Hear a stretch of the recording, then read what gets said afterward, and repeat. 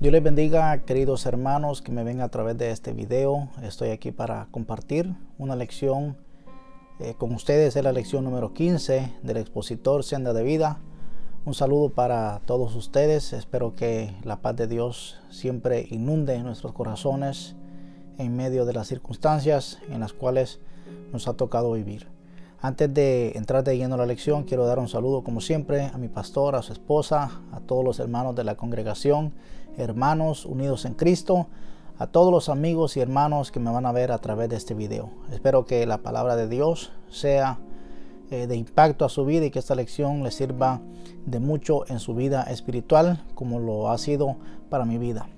Es una lección tremenda que tenemos en este precioso día. Vamos a estar estudiando la lección número 15 del expositor Senda de Vida. Antes de entrar de lleno a la lección, quiero hacer una oración con ustedes para que el Señor nos ministre a través de su santa y bendita palabra. Padre amado, Padre santo que estás en el cielo, santificado sea tu nombre. Señor, gracias te damos por este momento, Señor, el cual tú nos has permitido, Señor, estar delante de ti, mi Dios, para alabarte, para bendecirte. Como siempre, Señor, te pedimos, Padre amado, que seas tú, mi Dios, depositando esas palabras, Señor, exactas, correctas en mi boca, Padre Santo, palabra de unción, palabra de poder, Dios mío, que yo pueda hablar, Señor, en esta hora con claridad, Dios mío, con la unción de tu Espíritu Santo. Glorifícate, Señor, en mi vida de una forma especial. Bendice a mis hermanos, a mis amigos que van a estar viendo esta lección, Señor, que juntos podamos pasar un momento agradable en tu presencia, estudiando tu palabra. Te lo pedimos en el nombre poderoso de Jesús. Amén y amén. Tenemos en esta preciosa hora, como les estaba diciendo, la lección número 15. Prepare su expositor, prepare su Biblia, ya que vamos a estar tocando varios versículos del libro de Joel, capítulo 2, versículos 12 hasta el 21. El tema de esta lección es el siguiente: esperanza en medio de la adversidad. Esperanza en medio de la adversidad. En medio del problema, en medio de cualquier circunstancia en la cual podamos estar atravesando, siempre hay esperanza. Para el cristiano siempre hay esperanza. Y para todo el mundo todavía tiene esperanza de hallar en Cristo la salvación de su alma. Estamos viviendo en tiempos críticos, tiempos difíciles, pero todavía hay esperanza, amigo y hermano que me ves a través de este video. El pensamiento central de esta lección dice de la siguiente manera: Dios puede cambiar la adversidad en prosperidad si se le busca con sinceridad. Creo que el pensamiento central tiene hasta una rima muy tremenda,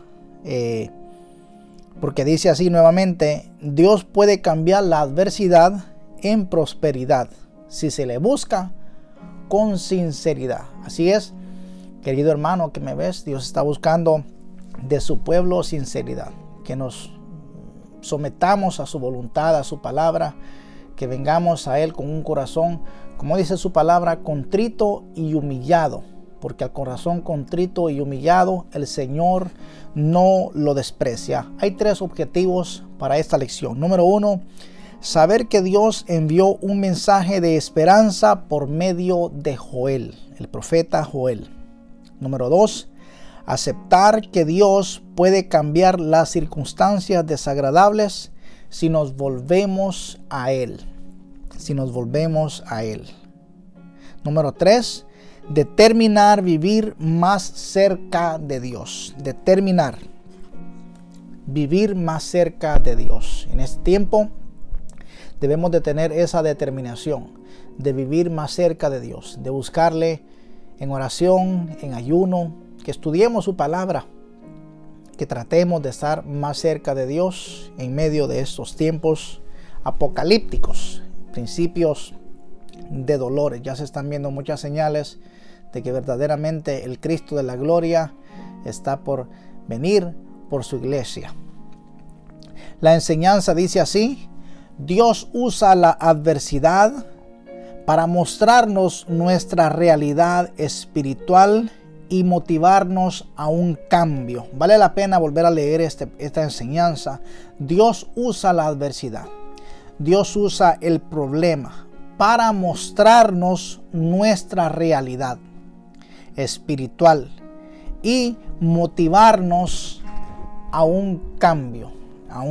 Verdaderamente que necesitamos tener un cambio espiritual en nuestras vidas. Muchas veces nos alejamos del Señor y Dios usa las circunstancias, a veces los fracasos, para que nosotros nos demos cuenta de nuestra condición espiritual. En este caso vamos a estar estudiando qué motivó a Israel a un cambio. Dios usó las circunstancias, usó los problemas, usó las adversidades para mostrarles cuál era su condición espiritual. En muchas ocasiones se desviaron del Señor.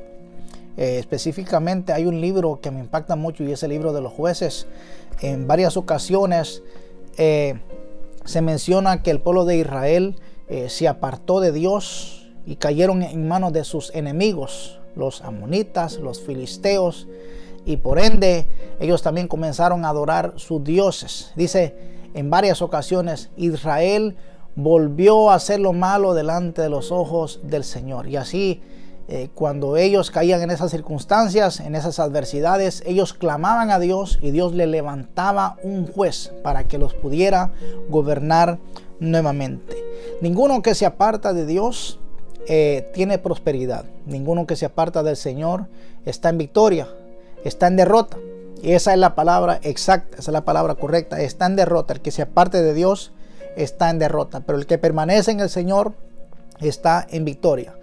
Estamos viviendo en tiempos tan difíciles que no es tiempo de que nosotros tornemos nuestra mirada hacia atrás. Afirmémonos más en Dios. Yo creo que Dios no se aparta de nosotros. Los que nos apartamos de Dios somos nosotros. Es decir, nosotros tomamos decisiones que nos pueden llevar a apartarnos de Dios. Nosotros tenemos que tomar esa determinación de vivir cerca de Dios. Como dice el objetivo número 3, determinar vivir más cerca de Dios.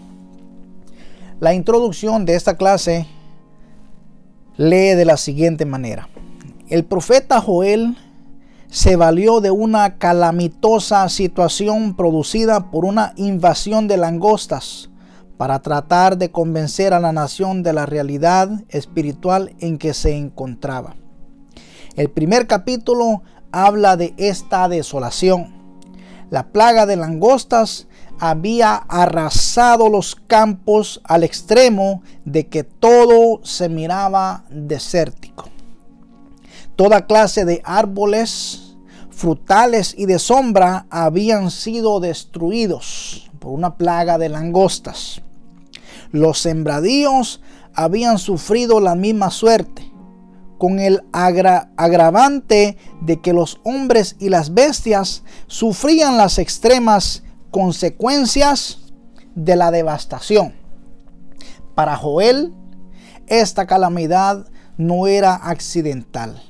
Dios la había enviado como castigo por sus pecados. Así como el Padre, dice la Biblia, que castiga a su Hijo porque lo ama, así Jehová muchas veces usa estas adversidades, estas situaciones difíciles también a nosotros para castigarnos, para hacernos entender cuál es nuestra condición espiritual.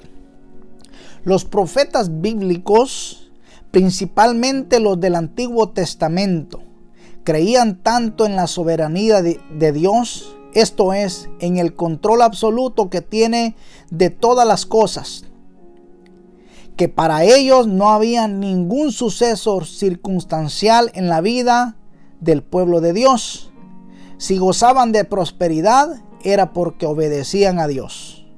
Si eventos calamitosos causaban ruina y miseria, lo consideraban como una reprensión por causa de sus pecados. Nada era dejado al azar. Así creía el pueblo de Israel antes en Dios. Creían en Él de una manera soberana. O sea, Dios es soberano. Dios hacía como le placía, como le dictaba su voluntad. Hay una diferencia entre decir Dios es soberano. ¿Qué quiere decir eso? Dios hace lo que le da la gana. No, Dios no hace lo que le da la gana. nosotros hacemos lo que nos da la gana. Si queremos o si nos da la gana, vamos a la iglesia, y si nos da la gana, nos quedamos en nuestro hogar. Dios no actúa así. Dios actúa por su divina voluntad. O sea, Dios actúa de acuerdo a sus planes, de acuerdo a su soberanía. Joel tenía otra preocupación superior a la producida por la plaga de langostas, lo que expresa en el capítulo 2, versículo 1 al 11, la inminente invasión del país por un ejército enemigo que traería más desgracias que las causadas por las langostas. En otras palabras, la plaga que había asolado al país era una advertencia de algo mucho más grave que se avecinaba. Es decir, después de la plaga de langostas, venía un país o países en contra de Israel.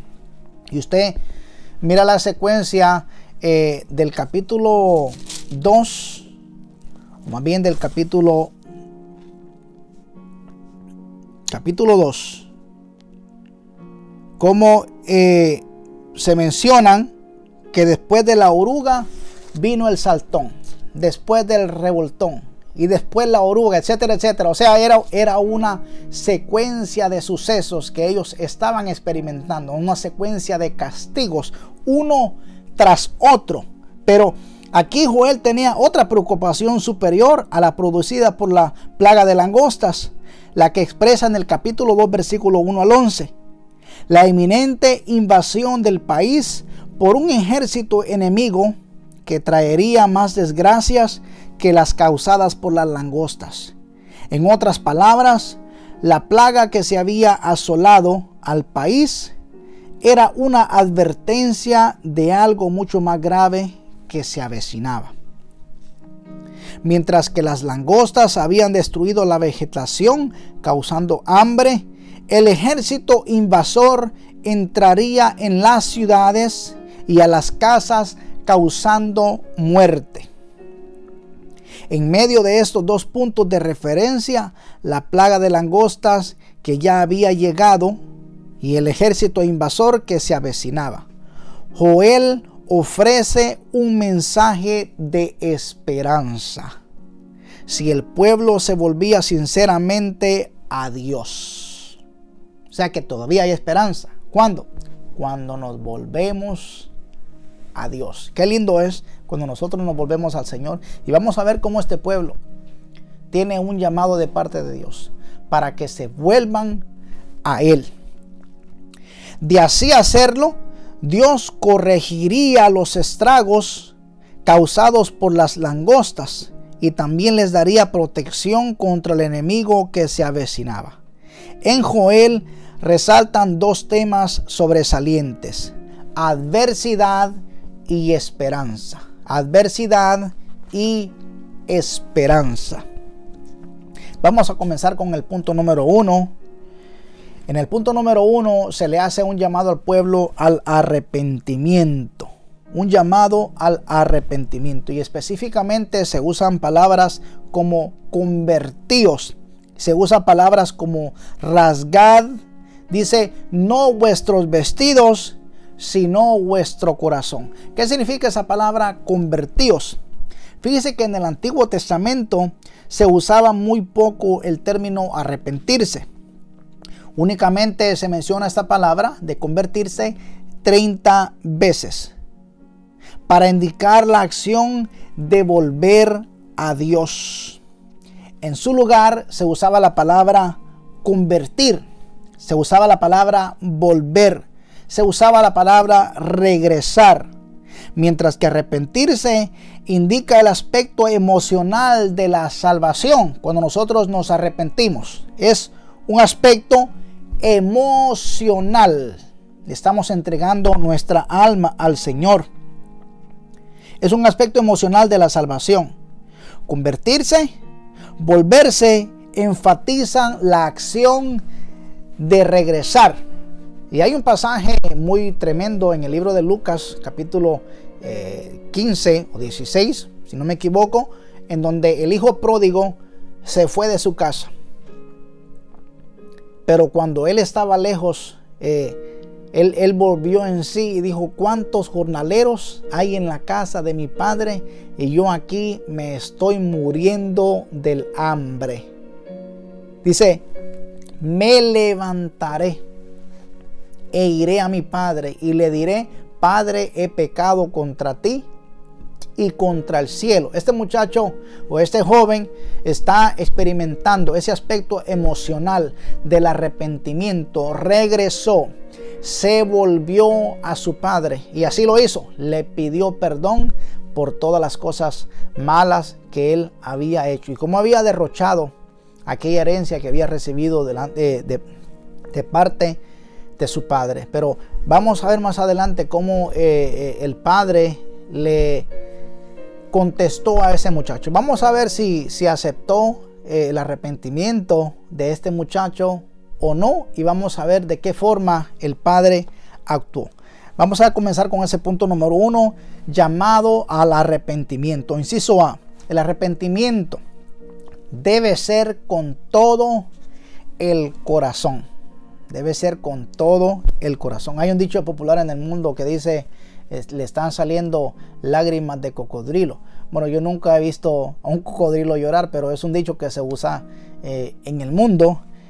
Dios conoce muy bien lo profundo de nuestros corazones. Dios está viendo si verdaderamente nosotros nos estamos arrepintiendo o nos hemos arrepentido delante de su presencia. Algo sí yo tengo muy claro, que cuando una persona se arrepiente hay un cambio radical en esa persona y comienza a manifestarse en la persona esos frutos dignos de arrepentimiento. Comienza una regeneración en la vida del ser humano. Las cosas que antes hacía ya no las hace, y las que hacía poco a poco va dejando ciertas cosas que hacía en el mundo. Así que el arrepentimiento debe ser con todo el corazón. Vamos a ver qué dice Joel en su capítulo 2, versículos 12 y 13. Por eso pues ahora dice Jehová. Mire cómo empieza Joel hablándole al pueblo, de que el mensaje no viene directamente de él, sino que el mensaje viene de Jehová. Así dice Jehová: convertíos a mí con todo vuestro corazón. ¿Cómo? Con ayuno y lloro y lamento. Versículo 13: rasgad vuestro corazón y no vuestros vestidos, y convertíos a Jehová vuestro Dios, porque misericordioso es y clemente, tardo para la ira y grande en misericordia, y que se duele del castigo. Subrayé algo muy importante en este inciso A: de manera que había esperanza. Esto fue lo que yo subrayé. De manera que había esperanza. ¿Cómo era que había esperanza? Bueno, si ellos se convertían a Dios, si ellos se volvían a Él, si ellos regresaban a Dios. ¿Cómo? Con lloro, con lamento, con ayuno. Y si lo hacían de todo corazón. Por eso me gustó esa parte. De manera que había esperanza. Pero con la condición de que se volviesen a Dios con todo el corazón. El versículo 12 habla de 4 características de la conversión a Dios. Número 1, con todo el corazón. Número 2, con ayuno. Tenía que haber una abstinencia de alimentos. No había tiempo para estar haciendo banquetes. No, era tiempo de ayunar delante del Señor. Era tiempo de humillarse delante de Él. Tenían que llorar. Tenían que ir a Dios con lloro, con lamento. Eso es lo que dice el punto número 4. Tenía que ir con lamento. La demanda con todo el corazón habla de sinceridad. Entonces, eso es lo que significa convertirse a Dios de todo corazón. Con un corazón sincero, con un corazón puro. Indica también intensidad y fervor. Quien se vuelve a Dios debe hacerlo de una manera apasionada y transparente. Oiga qué tremendo. Tenía que haber intensidad y fervor. Tenía que hacerlo de una manera apasionada y transparente. Ese era el llamado de Dios a su pueblo, de que se volvieran a Él, de que se convirtieran a Él, de que regresaran a Él. Y eso específicamente nos habla de una palabra, esa palabra llamada apostasía. Una persona que apostata de la fe es una persona que se fue lejos, que se apartó. Y Dios le está haciendo un llamado al pueblo a través del profeta Joel, de que se conviertan a Él, de que se vuelvan a Dios, que lo hagan rasgando su corazón y no sus vestidos, porque el rasgarse el vestido indicaba duelo, dolor, indignación. Ellos supuestamente se estaban humillando delante del Señor, y muchas veces Dios miraba cómo estas personas se rasgaban sus vestidos delante de toda la gente, diciendo: estoy dolido por lo que hice, me estoy humillando delante de Dios, me estoy arrepintiendo. Pero Dios sabía que en el corazón no había un arrepentimiento genuino. Es como también la gente en los tiempos bíblicos se vestían con vestidos de silicio, aquel material que produce en nuestro cuerpo el picor, el ardor, ronchas. Pero su corazón estaba apartado de Dios. Como decía Dios: este pueblo de labios me honra, pero su corazón está lejos de mí. Ese es el primer punto. El arrepentimiento debe ser con todo el corazón. Inciso B: porque Dios es misericordioso. La Biblia dice claramente que la misericordia de Dios se renuevan cada mañana. Tantas veces que nosotros hemos visto la misericordia de Dios hacia nuestras vidas. Muchas veces la hemos visto. Versículo 14: porque Dios es misericordioso. Dice: ¿quién sabe si volverá y se arrepentirá y dejará bendición tras de él? Esto es ofrenda y libación para Jehová vuestro Dios. Fíjese que el llamado al arrepentimiento no tendría caso si Dios no ofreciera algo a cambio. Venir a Dios para salir con las manos vacías no es enseñanza bíblica. No es enseñanza bíblica. Y aquí pues hay un pasaje que yo solo mencioné hace un momento. Vamos a ver qué es lo que pasa cuando una persona se arrepiente delante de los ojos del Señor.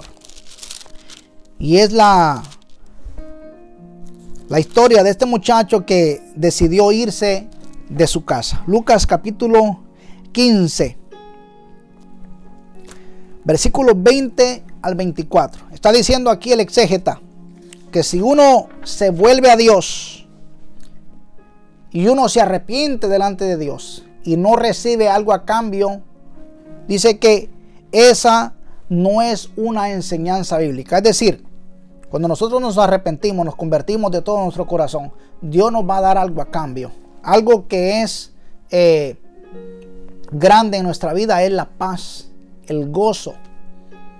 Eso no lo compra el dinero. Podemos ver cómo nosotros cuando nos arrepentimos delante del Señor, porque cuando uno le falla al Señor, uno siente un dolor en su corazón, pero cuando uno viene delante de Él y se arrepiente, uno siente nuevamente aquella paz, aquel gozo en su vida. Entonces Dios sí nos da algo a cambio cuando nosotros nos arrepentimos delante de su presencia. Este muchacho se había ido lejos de su casa, como yo les dije hace unos minutos, pero un día él dijo que iba a regresar a su padre.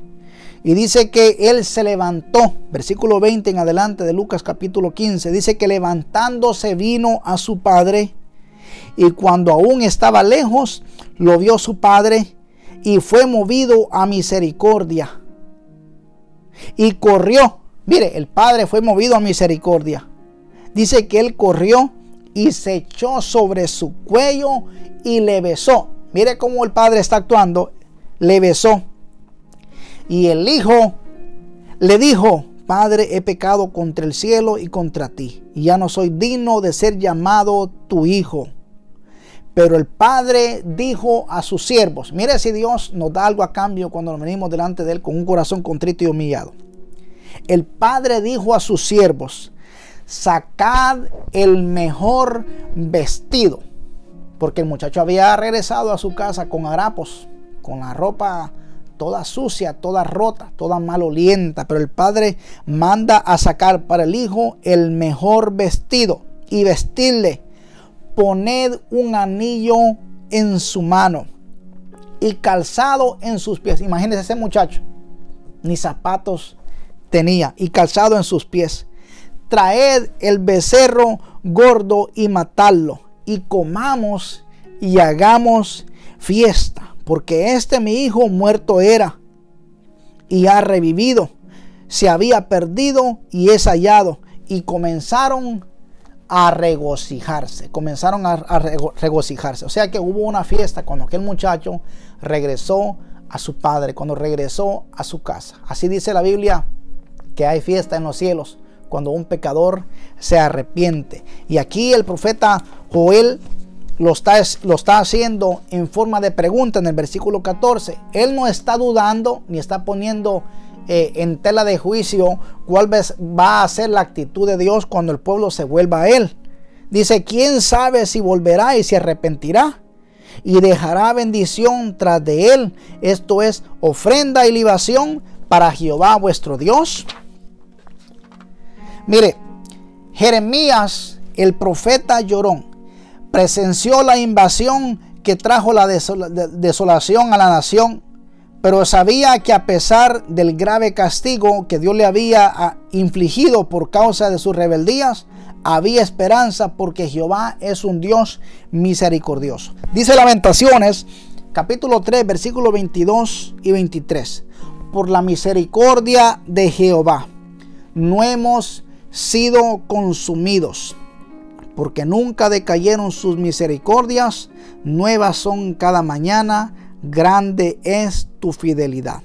Las palabras, ¿quién sabe si volverá y se arrepentirá y dejará bendición tras de él?, no indican duda, sino certeza.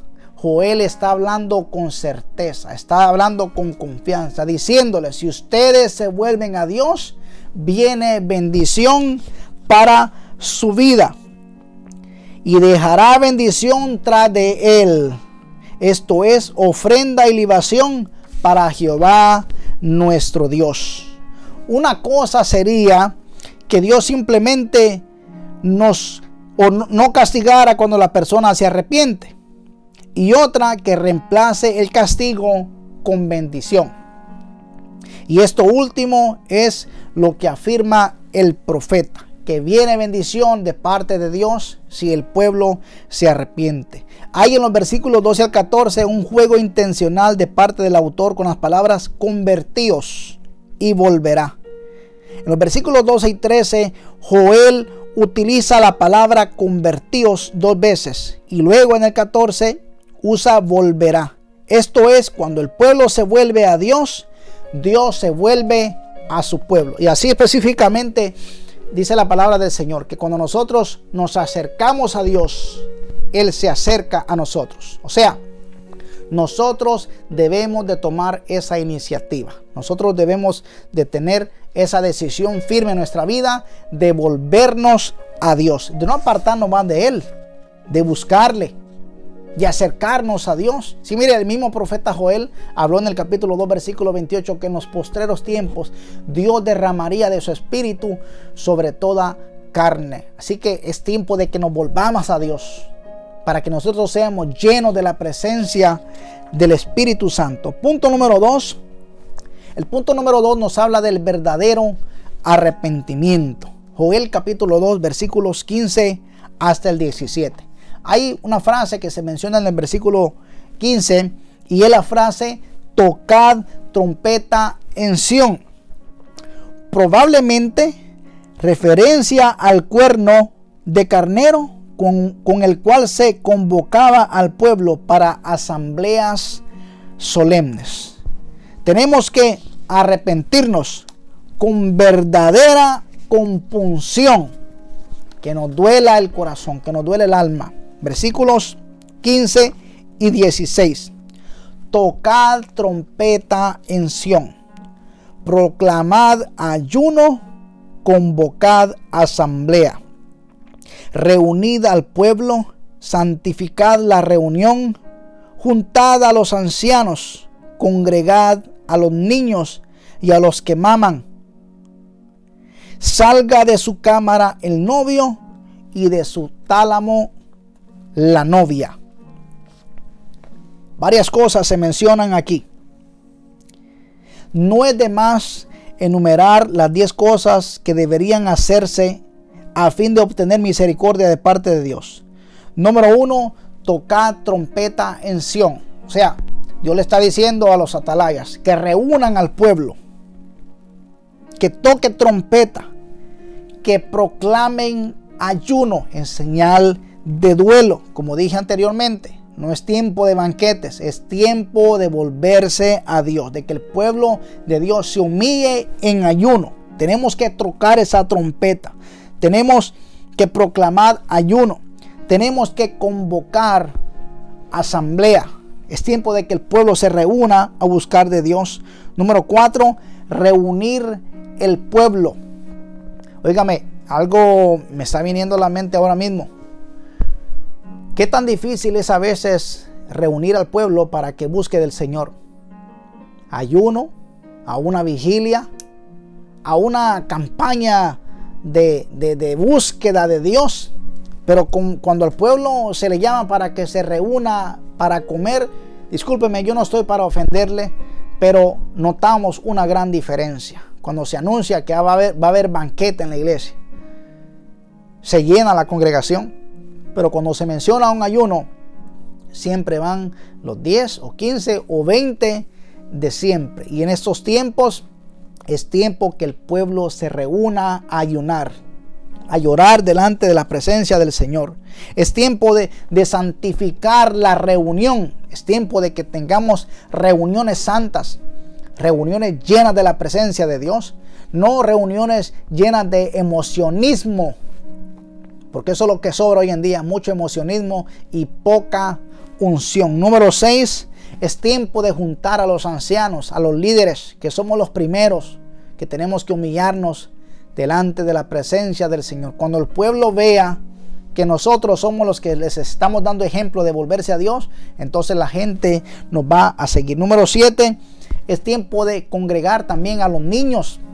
Los niños no se pueden escapar de eso. Los niños también tenemos que enseñarles a buscar de Dios, aún desde temprana edad.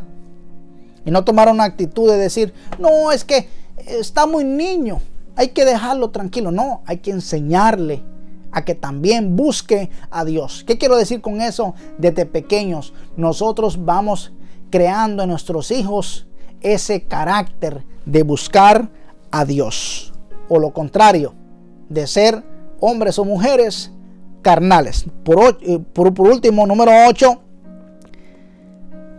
también se tienen que congregar los que maman, los recién nacidos. Sigo, que salgan los recién casados de sus cámaras nupciales. Se acabó la luna de miel. 10, que los sacerdotes lloren entre la entrada y el altar. Que los ancianos lloren, que busquen a Dios. Fíjese que el sonido de la trompeta o del cuerno de carnero convocaba a una solemne reunión. Nosotros hoy en día estamos usando estos medios de las redes sociales, estamos tocando trompeta para que el pueblo no se descuide de lo espiritual. Es tiempo de que sigamos tocando la trompeta, como el apóstol Pablo le decía a Timoteo, que predicara a tiempo y fuera de tiempo. Mucha gente usa estos medios de las redes sociales para mal. Nosotros usémoslos para bien, aprovechémoslos. Son gratis, no tenemos que pagar. No, pagamos el bill del celular, pero aprovechemos el internet para llegar con un mensaje de poder a todos los que nos estén viendo. La proclamación nacional de ayuno se hacía en momentos críticos en que la estabilidad y el futuro de la nación se encontraba de por medio. Específicamente se me viene a la mente cuando Jonás fue a Nínive a predicar el mensaje más corto que se ha predicado en la Biblia. De aquí a 40 días, Dios va a destruir Nínive. Iba con el mismo mensaje, sin tema, sin llamado, sin nada. Él iba con un mensaje. De aquí a 40 días, Dios va a destruir Nínive. Dice la palabra que estas palabras llegaron a oídos del rey, y él convocó ayuno. Todos ayunaron. Todos sus príncipes, todas sus princesas, todos los líderes de la nación, toda la gente, todos los niños, hasta los animales se pusieron en ayuno. Eso cambió totalmente el juicio que Dios iba a traer sobre esa nación. Mire cómo el ayuno, cómo el humillarnos delante de Dios mueve el trono de Dios, mueve la misericordia del Señor. Las palabras convocad asamblea conllevan un sentido de urgencia. Es urgente que convoquemos ayuno, que busquemos del Señor. Al convocarse al pueblo en asamblea, se explicaba con mucha seriedad la causa por la cual se hacía. O sea, era algo que urgía. Era imperativo de que la congregación de Israel se reuniera, de que hubiera una asamblea santa, de que se humillaran delante de Dios para ellos poder alcanzar el favor del Señor. Inciso B, debemos de tener un verdadero arrepentimiento con el deseo de cambiar. Debemos cambiar, tenemos muchas actitudes que dejar, muchas cosas malas, muchas cosas que desagradan a Dios. Versículo 17 dice así: entre la entrada y el altar lloren los sacerdotes, ministros de Jehová, y digan: perdona, oh Jehová, a tu pueblo, y no entregues al oprobio tu heredad, para que las naciones se enseñoreen de ella. Porque han de decir entre los pueblos: ¿dónde está su Dios? El versículo 17 está dirigido a los sacerdotes que ministraban en el templo. Ellos ofrecían sacrificios en el altar todos los días. Pero había llegado el momento en que los trabajos rutinarios, escuche bien esa palabra, los trabajos rutinarios que los mantenían ocupados fueran suspendidos con el fin de llorar y pedir perdón a Dios. O sea, esto se había vuelto una rutina. Por eso Dios dijo en cierta ocasión: hastiado estoy de vuestros sacrificios, de la grosura de los animales. Estoy cansado de eso. Y en el libro que estamos estudiando, el libro de Joel, el Señor les dijo específicamente que vinieran delante de Él, no rasgándose el vestido, sino el corazón, que vengan a Él, que se conviertan a Él, que regresen a Él con un corazón humillado, arrepentido. Y le está diciendo a los sacerdotes que vengan delante de su presencia, que dejen la rutina, que dejen ya de estar matando animales, que lloren delante de Él. Este diario servicio podía ser considerado como las actividades de profesionales correspondientes a su ordenación. Pues bien, las mismas tenían que ser suspendidas porque algo más imperioso y urgente se tenía que hacer. Número 1, llorar. Número 2, pedir perdón. Llorar y pedir perdón. O sea, humillarse delante de la presencia de Dios. Como se ha dicho en muchas ocasiones, celebramos muchas campañas evangelísticas, campañas misioneras, pro templo, etcétera, etcétera. Pero como han dicho varios predicadores, pocas iglesias han dicho: estamos en campaña de ayuno y de oración. Es lamentable que no nos guste orar. Sé que a veces hay lucha, hay batallas, pero nosotros debemos de hacer como hacía el apóstol Pablo, de golpear esta carne, de ponerla en servidumbre, obligarla a que busque a Dios. Sé que a la carne no le gusta orar, no le gusta ayunar, no le gusta buscar del Señor. Pero cuando hay una vida espiritual en nuestra vida, la carne tiene que obedecer a lo que está adentro, a lo espiritual, a la llenura del Espíritu Santo. Tenemos que someterla y que busque al Señor. A veces, el mucho activismo de la iglesia y de una manera particular del cuerpo ministerial puede ser un indicio de la falta de humillación. Como se ha dicho en muchas ocasiones, estamos muy ocupados en las cosas de Dios, pero nos descuidamos del Dios de las cosas. El mucho activismo. La iglesia se ha habituado a una variedad de actividades que muchas veces no tiene tiempo para la humillación, el arrepentimiento, la oración y el ayuno. Cuando la gloria de Dios se manifiesta, como en el caso de la dedicación del templo de Salomón, los programas humanos son modificados de una manera radical. Esto fue lo que hizo Salomón.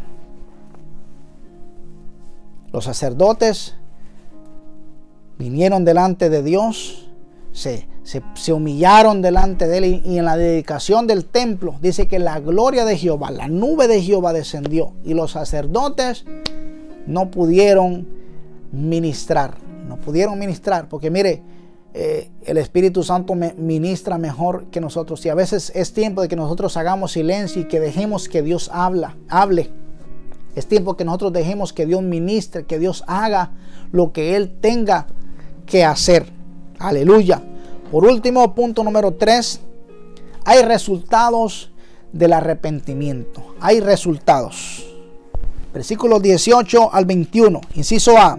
Dios perdonará y bendice. Dios perdonará y bendice. Versículos 18 y 19 dice: y Jehová, solícito por su tierra, perdonará a su pueblo.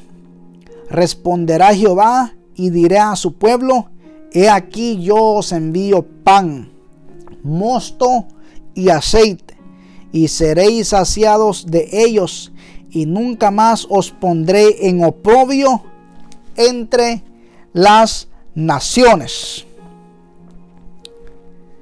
La contrición sincera y la humillación delante de Dios son requisitos indispensables para el perdón, para los cuales no hay sustitución. La contrición sincera y la humillación delante de Dios son requisitos indispensables para el perdón, para los cuales no hay sustitución. En otras palabras, discúlpeme, dejemos de estar haciendo tantos inventos de cómo nosotros podemos alcanzar el favor de Dios. Si la Biblia dice claramente que cuando nosotros nos humillamos delante de Dios, cuando venimos con un corazón contrito y humillado, dice que Dios no nos desprecia. Esa es la clave. Esa es la clave. Tenemos que humillarnos delante de Dios. Dice la Biblia en el libro de Mateo, capítulo 23, versículo 12: el que se humilla será enaltecido. Y Santiago dijo: humillaos delante del Señor y Él os exaltará. Santiago capítulo 4, versículo 10. Únicamente en el Antiguo Testamento encontramos que se usan varias figuras para ilustrar el perdón de Dios y lo que conlleva. Se dice, por ejemplo, que Dios echa los pecados tras sus espaldas. Isaías 38, 17. Que sepulta las iniquidades. Miqueas capítulo 7, versículo 19. Que echa en el profundo del mar nuestros pecados. Miqueas capítulo 7, versículo 19. Que no se acuerda más del pecado, dice Jeremías 31, 34. Y que al pecador lo hace más blanco que la nieve. La persona que es perdonada experimenta una nueva relación de paz con Dios. Experimentamos, sentimos que algo se desprende de nosotros y que ahora tenemos paz en nuestro corazón. Mire, hasta el rostro nos cambia de cuando nosotros estamos en paz con el Señor. Aleluya. Aquí se mencionan varias cosas. Se menciona el mosto, se menciona el vino y se menciona el aceite, y se menciona el pan. Mire, Jesucristo dijo que Él era el pan de vida. Aleluya. Y Él dijo que comiéramos su pan y bebiéramos su sangre. También se menciona el mosto, que es el vino. El vino en la Biblia es símbolo de la alegría que Dios da, pero también de comunión. Por eso a la cena del Señor se le llama comunión. Comunión. ¿Por qué? Porque nos sentamos con Dios y comemos y Él nos da. Pero además el pan, además del pan y del vino que Dios ofrece dar en abundancia, promete aceite. ¿De qué es tipo el aceite en la Biblia? Es tipo del Espíritu Santo. Mire qué bendiciones. Dios nos va a dar, cuando nos arrepentimos delante de Él, nos va a dar aceite, que es tipo del Espíritu Santo. Nos va a dar vino, que es tipo de alegría en el Antiguo Testamento, en la palabra de Dios. Y también nos va a dar de ese pan, que es su cuerpo. Nos va a dar de ese pan, que es la palabra de Dios. Todo el tiempo vamos a estar saciados con la presencia del Señor en nuestras vidas. Aleluya. Por último, inciso B, Dios justifica y Dios capacita.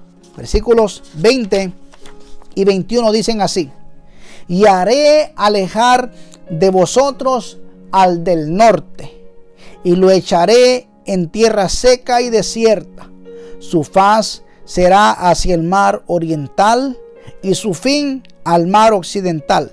Y exhalará su hedor, y subirá su pudrición, porque hizo grandes cosas.